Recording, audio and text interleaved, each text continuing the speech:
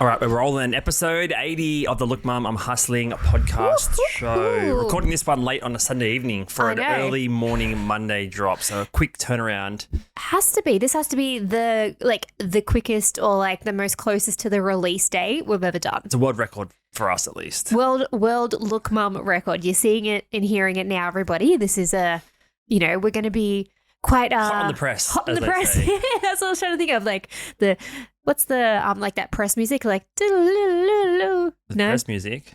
Or like the What do you mean when they run the news? Yeah. There's always like dramatic kind of like it sounds like an alarm. That dramatic to talk about. No. So you're really hyping it up more than it is necessary. That's what we do. We hype each other up. Get excited. I haven't even opened up my drink yet. Have your little booch. So Sunday evening here. We usually record on Fridays, so it's a bit of a different episode. You usually have the weekend to edit. Mm-hmm. But we like working under pressure, I guess, sometimes. Or sometimes we don't really like it, but we're just forced to work under pressure. Yeah, sometimes we don't have a choice and we have to pivot and stuff. And then we're actually talking about this the other day. Whenever we don't get to like stick to our normal routine, whether it's our recording routine or whatever it is, like the whole weekend sort of just goes not to the wayside, but it's just pivot left, right, and center to try and figure it out. Like we didn't get to record the episode on Friday like we normally do. Right down like it's such a big deal, but no one cares. Yeah.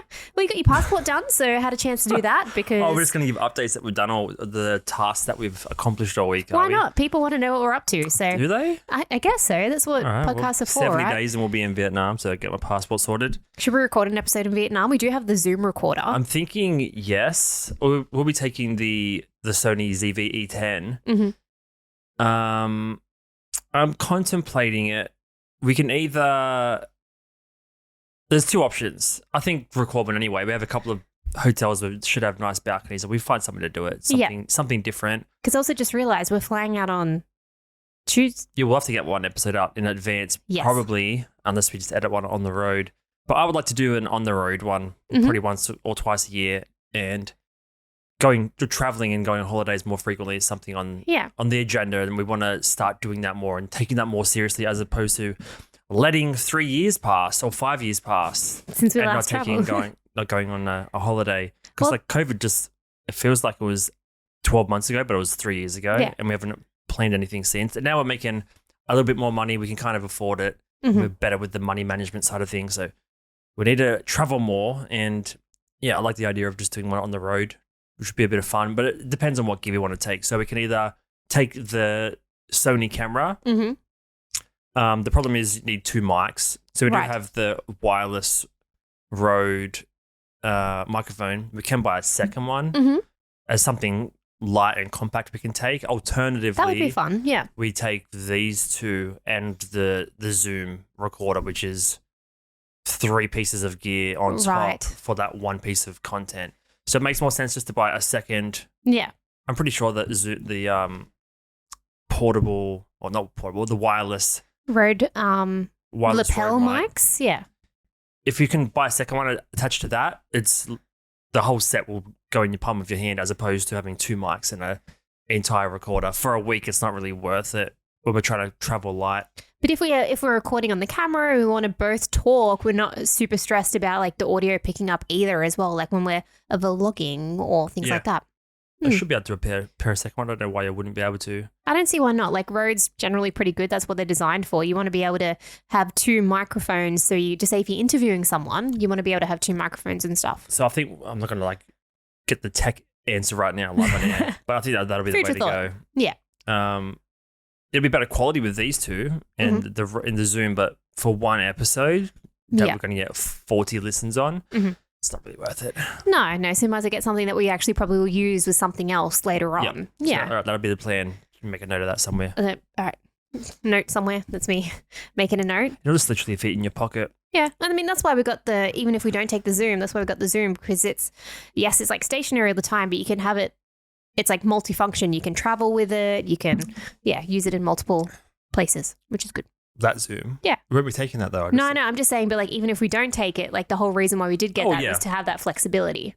If it was interstate, but traveling overseas, it's kind of pointless. No. Unless we're going there specifically to interview someone. Yeah. Which we're not. But like last time we went. Maybe we could. Maybe. Maybe a Vietnamese hustler. Maybe. There's lots of them on the streets. Could be. We had my parents up here on the weekend, and they've never seen. They've never really travelled that far overseas. No, they've travelled around Australia. Like Western Australia is like the place that they love. They always go fruit picking all the time. But that's the first time they've seen any of the footage from Vietnam, and they were a bit concerned about the adventures we went on the first time. Oh yeah, they were like a bit unsafe and stuff. But then your dad like was just like telling me a story about the mechanic or something. He wasn't even paying attention. I know. So, but yeah, they were super worried when you talked about, you know, that second day you got someone was like, hey, have a private tour. It ended up being like a really nice private tour, but your mum's just like, you've got to be really safe. It was an off the street tour. I mean, that's my whole point is like everyone's hustling there, whether they're trying to sell fruit or trying to sell handmade goods or trying to take you on a tour around the town. Yeah. Everyone's hustling. So, I mean, you really endless content there if you wanted to. That's true. Even the ladies on the train, they would get in between stops and try to sell you more fruit and stuff. 100%. Yeah, steamed corn every 1 hour. God, steamed corn. Did you end up getting the steamed corn? I think I did get a steamed corn. Yeah, I think you got it and you're like, do you want one? Well, I was like, it wasn't even steamed. It was boiled. Yeah. And you're like, do you want one? I was like, no, it's literally white now for being boiled for so long. Yeah. All the starch, not the starch, but all the... Well, the flavour was just gone. Yeah. They should have just made popcorn to be cheaper. That would actually be a pretty decent train snack. Popcorn. Popcorn. Oh, I mean, do you love popcorn? You do love the popcorn. So does Archie. So I guess the consensus is we'll take the wireless ones. That'll be fun. We could probably take the laptop. I'd say we'll take the laptop just so we can offload footage and stuff onto the hard drive. Yeah. So we probably could edit one there. So what days are we going? I'm going on a Tuesday and coming back on a Thursday, the Thursday following, after. so about 9 days, yeah. So we could knock one out even we didn't go out heaps last time. I think this time we'll go out and party a little bit more. At least I want to. Party? Yeah. We didn't drink at all or go do any nightlife there. It was like way too, or we were drinking so much or just having so much Luxor that I was just like, didn't need any more liquids. All right. Well, we didn't hit up any nightlife in Vietnam the whole 3 weeks we were there. And this time I'm going to... Do you want to hit up the bars? I mean, not every night, but a couple of nights might be nice. All right. Get a little bit loose. End up in someone's... Backyard? Well, I don't really have backyards. Front yard? Street. Gutter. Patio? So we could probably edit one on the road there. Not too hard to edit one on the laptop. That'll be fun. Yeah. So look forward to that, guys. I mean, we're going in 10 weeks. That'll be roughly around episode 90. Very nice. Even if we do get one up and then we record one and then edit it when I get back. Yeah. Yeah. With plenty of visuals. Yes. Ooh, visual overlay and stuff. Very nice. Visual overlay. Yeah. B-roll. Yeah, B-roll. B-roll. That's you. There's lots of B-roll from the first trip.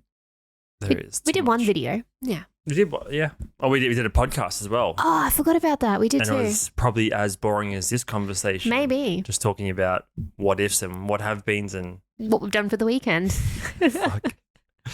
So how was your day? You only just walked in the door. Literally just walked in. I worked today, so that was fun as always. So dealing with retail things and saying no to customers and explaining this is the procedure and I'm sorry I can't do much. And yeah, only got yelled at a little bit today, so that's not too bad. It's not too bad. I'm sorry you had to go through that. That's fine. And it's all part of the being a retail manager half the time. So it's more about you're dealing with the staff members most of the time and sort of training them and coaching them and sort of helping them figure out what it is to say and trying to like upskill them rather than dealing with, customers that, don't want to, send their item off or whatever it is. And, every now and then I just have to come out and just be like, hey, this is how it is. Sorry. And I'm quite, nice about it. I had this other customer today and I was just helping, couldn't find like one of his products and I ended up finding it. And he's like, oh, you're so nice. I was like, thank you. It's like you have like such a chill like disposition, right? And they said, a lot of, because he's, I guess, been shopping for a long time. He seems like just one of those really nice guys that sort of builds connections and stuff. Like I work in construction, you have to be kind of a little bit more stern, a little bit more like brutal. He's like, I'm probably a little bit too brutal to like my to my coworkers. Male heavy industry, yeah.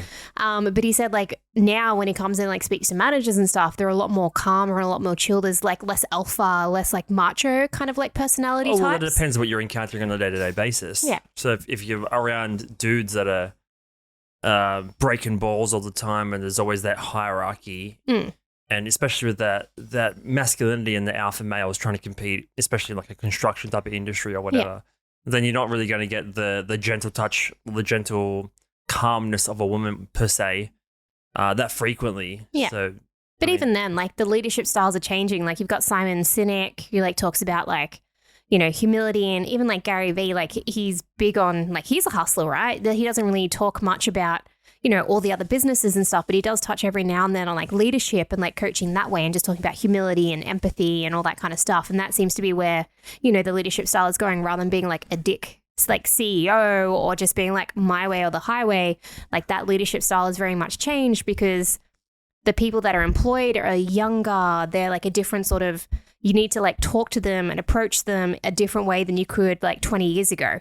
Like you had very much like, imagine, you know, your parents at work, they would have had that tough love, or just, you know what I'm trying to say? Like, it's just because like you have millennials and then generation like Gen Z and all that kind of stuff. You can't like, you have to talk to them in a certain way. So that the leadership has changed. The workforce is becoming more sensitive, or you have to be more.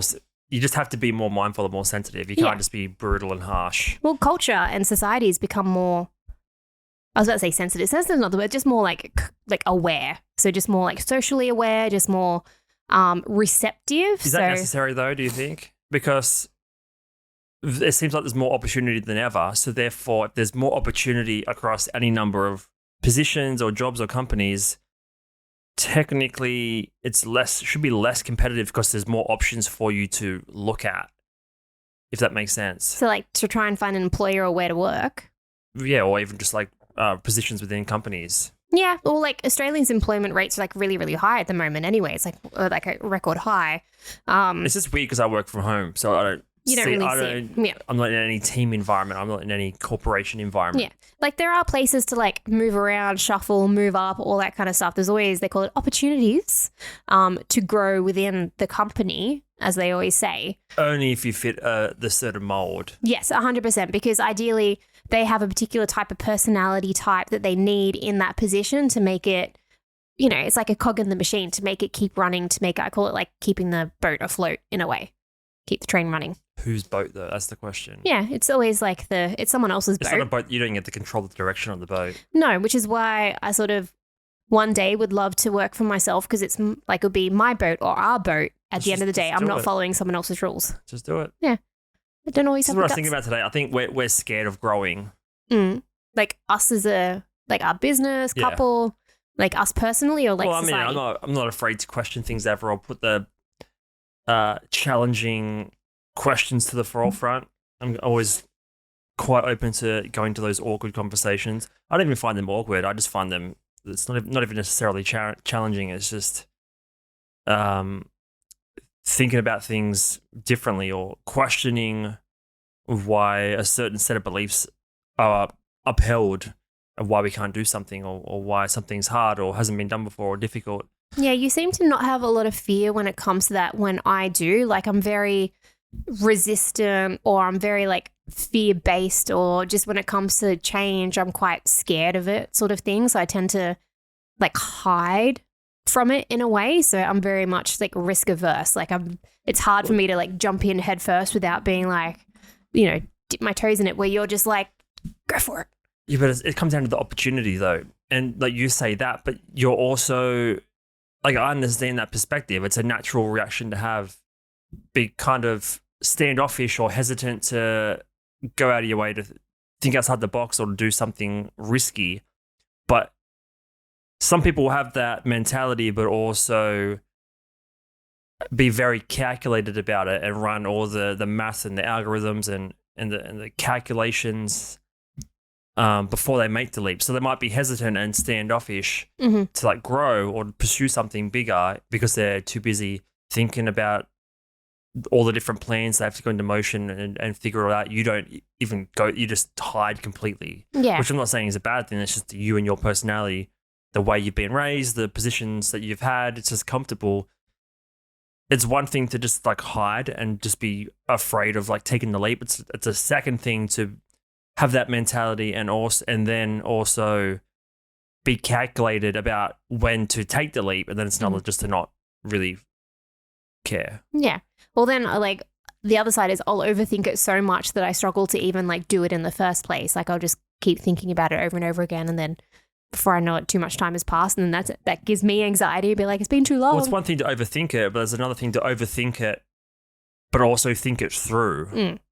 You can overthink it but you're not like, I feel like you overthink it, but you don't think it through of how to make it succeed. You just overthink the bad parts. The bad parts. Yeah, instead of coming up with 5 strategies about how it could work. No, I just keep thinking about how it's not going to work. Well, that's what I'm saying at the start. Like, I think we're just scared. Like, even I'm scared. I'm trying to hold off from going to the next level of making the business bigger or expanding into more space, for example. But it's just like, that's probably the biggest contention. Not really a contention, but that's probably the biggest thing. Like every time we have to buy new racks, we expand the space, or we just try and stuff it in the garage for a little bit. We won't be able to do that for much longer at all. As like our business is growing, we're going to have to actually make that choice. Be like, when is the time that we actually have to get external space? I'd probably say scared is the wrong word probably as well, though. It's more just, what's a better word than scared? Not hesitant. Like, I'm prepared to do the work. It's more... It's almost like making what we have last for as long as possible before...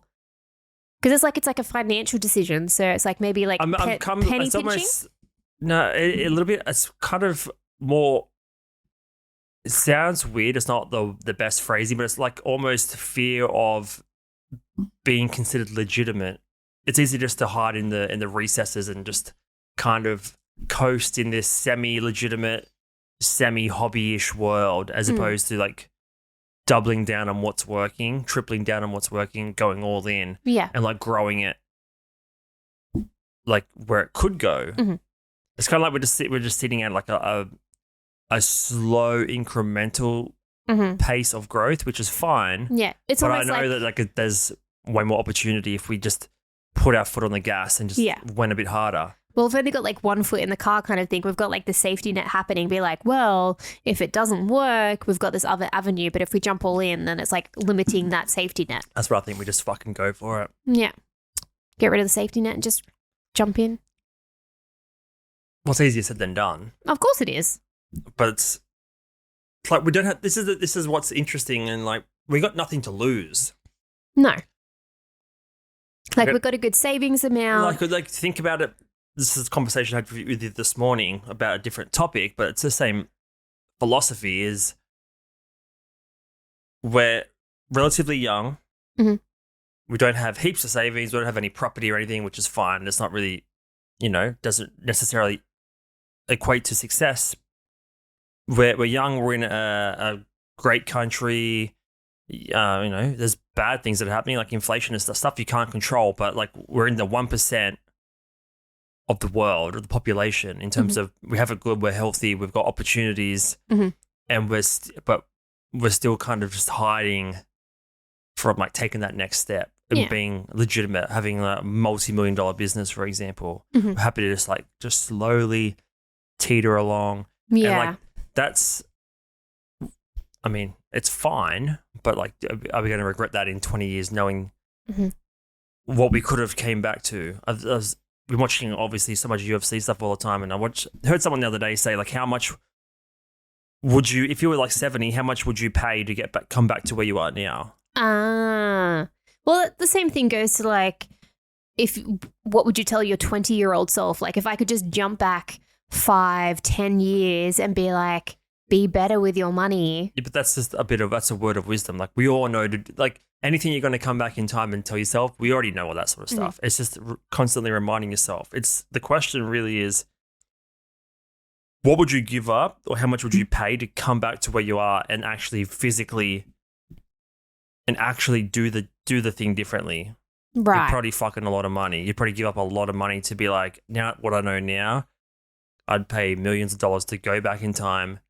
And not just give advice, live the advice. Yeah, well, retrospect is a powerful thing, right? Like it always... So how can you have that in the moment? Like, obviously it's hard to have it in the moment, but how can you sort of live and breathe with that in mind, with that question of what would I do, or how much would I pay if I was 70 to come back to where I am now? How can you kind of emulate that and live that in every moment, every decision that's made? Can you, rather than thinking about it now, like you're saying, worrying about taking the leap, how can you, with those decisions in the moment now, fast forward to time and then look back from that? Does that kind of make sense? Yeah, it How does. can you look forward in time and then look back in that exact moment of, if I make this decision now, how would my 70-year-old self come back and change this? Would he think it's dumb, or she think it's dumb, or like it's kind of a weird thing. It's kind of like time traveling in a split second almost. It's just having like massive self-awareness and massive like understanding what the reality of what you're living is. So it's just like, what's the Ryan? So you kind of got to be have gratitude for what you're doing now, and then fearlessness. It's not even fearlessness. It's just confidence. It really is just confidence. Yeah. Well, it's the whole like living every day like it's your last. Like you've just got to go for it. So I think we just go for it. Like, for example, that's what I was going to say. Like, we're watching a lot of UFC stuff today. UFC card today was crazy. Oh, yeah. Did the clown hair dude win? The clown hair guy. Yeah. What's his name? Like Cowboy Jackson or something? What have you been watching? I watched like 20 hours of interviews a week, and you haven't heard anything. I'm sure if you said his name, he's Sugar just Sean like, O'Malley. That's right. I knew it was like Cowboy some sort of what? I knew it was some sort of like weird name. So that's why I was. It's just like crazy. Because if you know his story, like he's super well loved. Like people, like he has it's not even really charisma. He's just got the fan base of like a Conor McGregor back in the day. He seems like he's got quite a bit of humility as well. No, like humility, but with the confidence of a fighter. Like, yes and no. Yeah. Depending on what interview, because he has, for example, he's like one of the main, he's probably the biggest star in the UFC right now. He's massive in promoting. He's got tons of brand deals, has heaps of his own merch that sells. He's probably one of the richest UFC fighters right now, and today he won the title. He's only like 28 or something, 25. Is he featherweight? It doesn't matter what weight he is. He's bantamweight. Okay. But like, because pretty much all of, he hasn't bring it up yet, because he's so active on social media, that's what's interesting about it, is you can just see his rise throughout the years. Because he's always doing podcasts. He does a couple of podcasts. His coach does a podcast. Does a bunch of vlogs. He's in type with a lot of, like, all the comedians love him, like Theo Von, Andrew Schultz, all those sort of guys love him and interview him all the time, just because he's the personality. He has the draw. Speak, yeah. It's not even the best speaker. Yeah. He has the draw card of people love him because he's kind of a young, bit of a party boy. Smokes weed, has pink hair. Crazy look. He kind of took a lot of what worked for 6ix9ine, the rapper, and applied it to UFC, just being kind of outlandish, just super bright, not even bright personality. He's like he's not dumb, but he's not like super intelligent either. He's just like a normal kind of dude, but he just knows how to market himself really well. But if you've seen his progression over like the last 10 years, that's kind of that's like why I'm inspired, just because he won, to just like go for it. Because that's what I love about the UFC, is like some people just rise up and just shock the world with like some 1 second moment. And it's like, that can really happen in any industry if you think about it. Right. So it's just, I'm trying to put the internet's playing up here. Like that split decision. Did he do knockout? Like how did he win? So basically his story is, I'll try and find some. I mean, you can pull it up here. This is because the UFC knows he's a huge cash draw. They're actually playing his knockout all over social media. They never do it because you pay for the pay-per-view, right? They don't want the actual the biggest part of the main event to be all over social media for free. But because they know it's just going to like crank the numbers, they're just posting it everywhere. Yeah, gotcha. So his story is So this is him and his coach, Tim Welch, right? Like I'll watch a fair bit of Tim Welch's stuff because they're both really across the board in terms of super into nutrition, super into sleep, super into like wellness. They read a ton of books about sports psychology, stoicism, mindset, breathing. Like they're super next level in terms of just a brutish UFC fighter that you'd consider from 10 years ago. Yeah, so it's not just about just like, throwing punches. It's really about self-development, self-growth. A lot of that stuff, yeah. Gotcha. And what's crazy, so that's him, whatever, 10, probably when he was 16. Yeah. And he's just like holding up $150, like broke as fuck, right? Yeah. Now he's probably, I mean, he's got like 5-6 houses. He's doing videos where he's just giving his mum and his girlfriend like 150 grand cash just because he's got lying around. Just got heaps. Major sponsorship deals. Mm-hmm. But no one thought he was going to win this fight.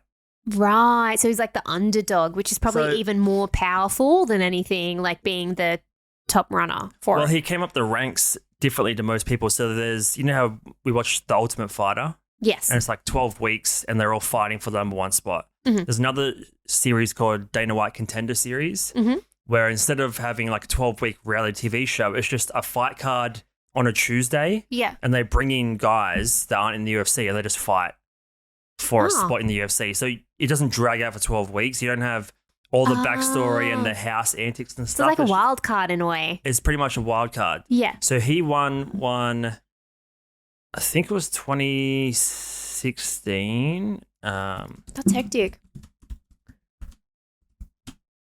And what was interesting is I think it was the first or second season, Snoop Dogg was actually commentating when on his season. So obviously Snoop Dogg. Oh, lucky him. Snoop Dogg was just like baked, like hyping it up, and he had a crazy knockout. Yeah.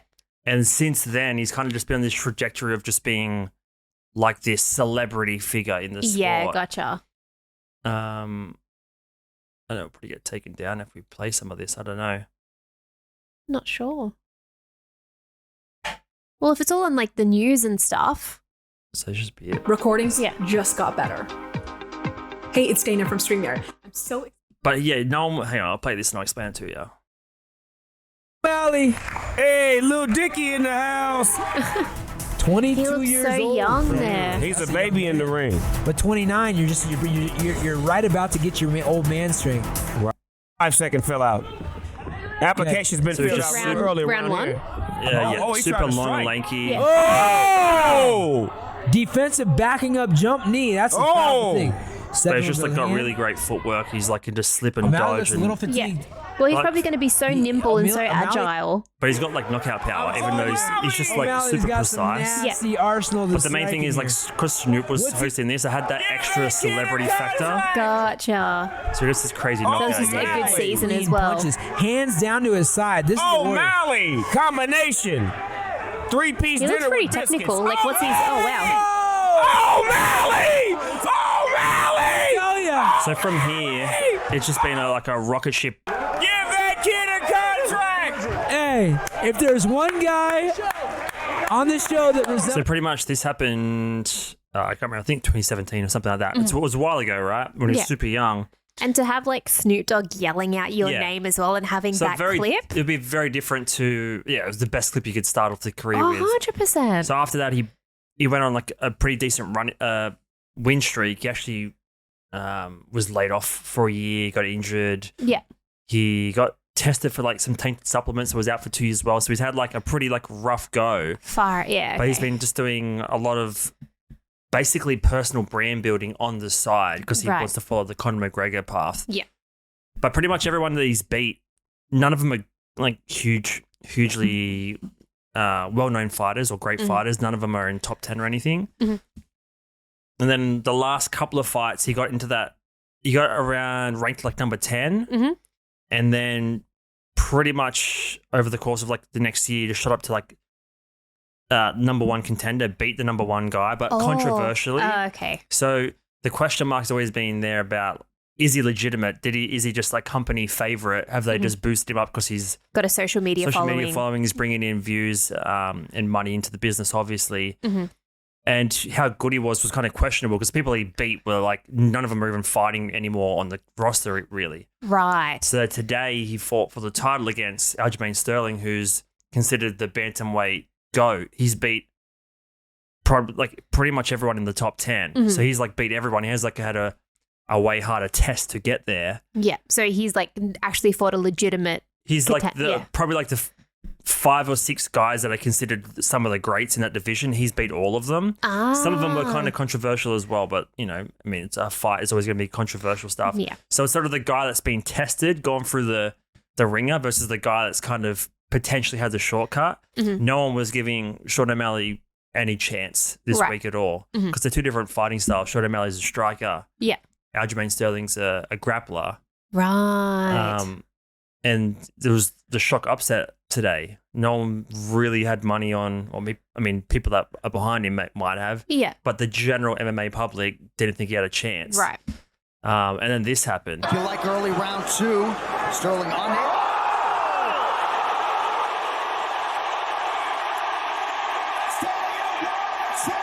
So the guy on his back is just can't defend. And he's usually a grappler. He's really good at getting chokes from when he's on someone else's back. Oh my God. Like he pummeled him. Yeah. Like no one was expecting that. So he's going to be even if you look at the canvas, what they're fighting on. So much, there's like blood and stuff, right?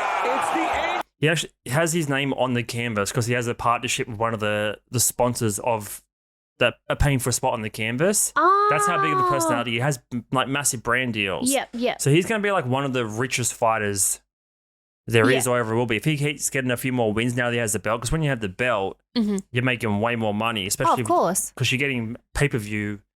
You're getting a percentage of the pay-per-view. Yeah. And isn't there like a knockout bonus or something as well? If it's good enough, he got a $50,000 bonus.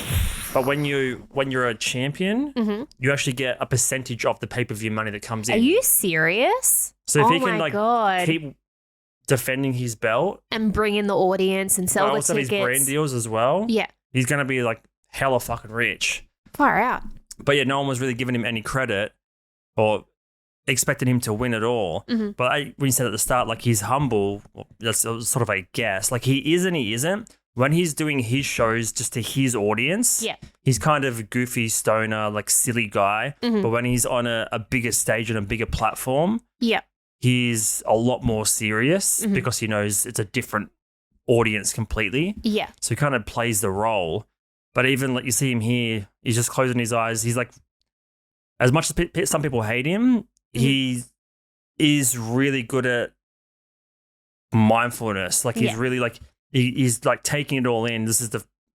Was not expected. He's like literally just closing his eyes. Well, he's like absorbing the moment. He's like, A lot of guys don't do that. Yeah. They just want to talk trash. Like, And he does talk a bit of trash and stuff as well. You trained for this. Did you expect it to go down the way it did? Honestly, this was the most nervous I've ever been for a fight. In my eyes, Aljamain Sterling is the best bantamweight of all time. So get some creds. So yeah, I was a little bit nervous for this fight, but I never lost the confidence because I know what I possess in this right hand, baby! So he's like confident, but like a bit of a smart ass as well. But he's, you know, you can see why some people hate him. But this is like whole conversation I started with is like, it's a different world, but like, what are we scared of? Like, we should just be like going for it while we're still young, while we have opportunities. And it's like, obviously, it's a bit of a leap to compare ourselves to a fucking UFC fighter. It's a very different world. Yeah. But it's just like, if you think you can do something and you know all it takes is just hard work and discipline. Yeah. Like, the only thing that's getting in your way is yourself and your own 100%. mental blockage and stuff like that. Well, he was saying he knew he had the confidence to do it. So whether like he was nervous or not, it's just having that faith in yourself and having your faith in your own abilities to be like, I can win this, I can succeed. Yeah. So this is what I'm saying at the start of the convo is like, what's holding us back from just tripling the business in the next 12 months? Confidence and fear of failure, 100%.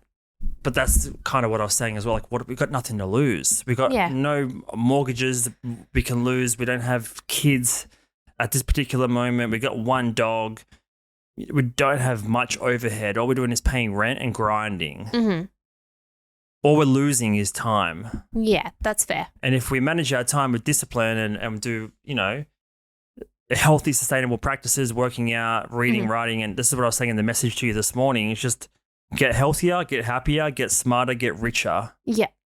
Not to be cocky and be like, I'm the fittest guy ever, I'm the richest dude ever. It's just like, just focusing on those things, like I'm trying to work out what's holding us back from just like doubling down, just fucking destroying what we think now as success. Yeah. Because right now they're doing okay, but like it's fuck all in comparison to what we could be doing. Yeah. This is just a real conversation we're having here live on the pod. No, for sure. So it's just like fuck, like I know we have so much more in us to go in terms of time, but also there's so much more effort we're not tapping into. Oh, for sure. Whether it's whether it means getting employees or delegating, or it doesn't mean necessarily mean we have to do more work, but it's just like we're not thinking big enough. Like he's like starting at 16 saying I'm going to be a fucking world champion. I'm not saying we're going to be billionaires or have a top fucking 100 company in a particular industry, but we're capable of more like than what being we're doing 10 now. times bigger than what we're doing now. So it's just like that's what's inspiring to me, is just seeing someone basically rags to riches, but also with the supreme discipline and work ethic to back it up. So it's just like, this is the conversation about like, your job and dealing with customers, and you're just basically a number for them. I'm just like a middleman usually between whatever it is that, you know, the top people want. Like they have a message, filter it down, and I, you know, filter it down to like make it understandable at a, you know, store level or whatever it is. It's just at the end of the day, anyone could do what I'm doing. It's not very unique. Yeah, and I agree. I'm not trying to like discredit your role or your capabilities, but it is like your company. I'm very good at what I do, and like I am an individual human being, and I, you know, bring a certain skill set, and I have, you know, a particular like style and all that kind of thing. But again, someone can just come in and tick the boxes and do their thing as well. Yeah, there's 1,000 of you in your one company, let alone the other 100,000 companies that are in operation and competing. Yeah. So it's, I don't know. I just feel like we got a lot more in us, and I want to, I guess, bring that example up and just put it out there that we're being fucking weak. And yes, like weak is like a bit of a bad term, but I would also agree with it in some way. I'm very aware of, you know, where I'm sitting at, and like the fear that I have about making decisions and, you know, taking risks and stuff. But I know it's something definitely that needs to happen sooner rather than later. All right. Well, I'm going to leave it there. I was going to do a short one this week, guys. Episode 80, the dog is barking. We're going to wrap this up nice and early. Yes. But I guess the main thing is have a hard conversation with yourself, with your partner, with a colleague, with a family member. If you just feel like you're not going hard enough, you're not. If there's any sort of doubt in your mind that you're not, to question why and question what you're capable of. And I know it's easier said than done. Putting these things into action is much, much harder. But I think it's, don't shy away from the conversation. No. And the growth and success that can come if you just buckle up. Yeah. Not to say we will. No. We might not, but I know we're capable of so much more, and it's frustrating that we're only pushing each other a little bit and not as much as we can be. No, I agree. And it's very important to have these conversations about the future, where you see yourself going, even just talking about the fears that you have as well, rather than just like bottling it up inside. That's something that you're very good at like drawing out of me, because I'm very much like, I'll bottle things up and I'll tend to not talk about it, but you're very good at like dragging it out and be like, what are your concerns? Because you're very, you know, systematic about how you think about these goals and the steps that you want to take to, you know, bring us forward as a couple and, you know, to in our future.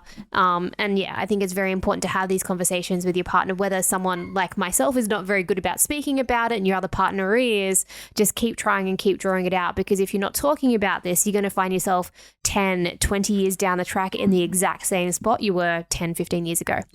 Take the risk, take the leap. You can't do it overnight, but start putting things into place so you can make it happen. Yes. Because time's going to pass regardless. So yeah. Very much so. Well, it's been 5 years since we went to Vietnam and we didn't even realise. So it just flies. That's what I mean. What if we just like coast at this slow rate for 5 more years instead of doubling every year for the next 5 years? Yeah. Like, how much regret are we going to have in the future? All right. Well, Crazy. we won't regret rocking up and doing next week's episode, number 81. Thank you guys for listening. Thank Drop you. a like, subscribe to the channel, You're rating and all review that. on all the audio podcast platforms. You know what to do. Share the podcast episode out, and we'll see you next week. Bye. Stay hustling.